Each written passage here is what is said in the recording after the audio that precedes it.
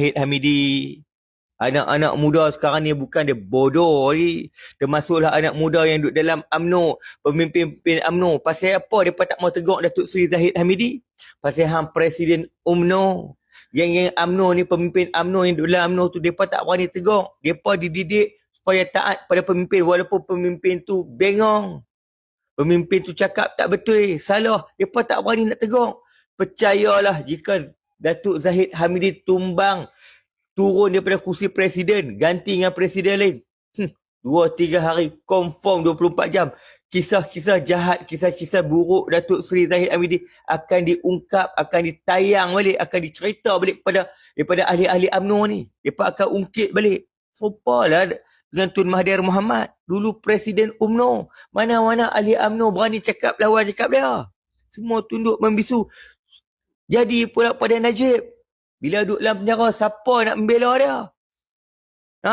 Yang kisah-kisah lama, kisah-kisah pembelaan, kisah-kisah perjuangan Najib ni, ahli-ahli UMNO lupa. Angkat pula sekarang ni Zahid Hamidi. Mana mereka berani lawan? Hang cakap bohong pun mereka mengangguk, mereka takut. Ahli UMNO mereka tahu nak tegur. Cerita sebenarnya sekarang ni rakyat semua tahu dah. UMNO, Pakatan Harapan, Barisan Nasional bekerjasama. Kita tahu mana-mana kursi yang di AP Pakatan Harapan bertanding, Barisan Nasional tak akan letak calon. Tak akan letak calon daripada MCA atau MIC. Sabit itulah MIC dan MCA kira nak keluar daripada Barisan Nasional. Tu cerita kenyataan dia. Dan mana-mana kursi Pakatan Harapan, PKR, Amanah menang, UMNO tak akan letak calon. Barisan Nasional tak akan letak calon.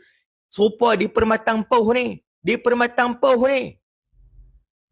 Pemimpin UMNO Barisan Nasional akan gigit jari ya. Baik dalam kursi DUN ataupun kursi Parlimen. Barisan Nasional tak akan letak calon. Omong kosong lah Zahid Hamidi kata apa?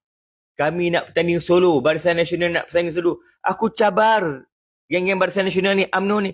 Kalau nak bertanding solo, letak semua calon. Dalam kawasan yang Pakatan Harapan, PKR, DAP, Amanah bertanding.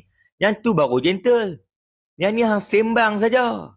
Beranikah Barisan Nasional nak bertanding solo, letak calon-calon di dalam kursi yang mana Pakatan Harapan bertanding? Seperti dalam Permatang Pauh. Yang kata kubu terkuat dulu Pakatan Harapan, PKR. Barisan Nasional berani letak calon. Banyak kursi lagi Melayu-Melayu ni. Kawasan Amanah, PKR, kawasan DAP, Bagan, Tanjung, Bukit Mertajam. Berani Barisan Nasional letak calon. MIC atau MCA tak berani.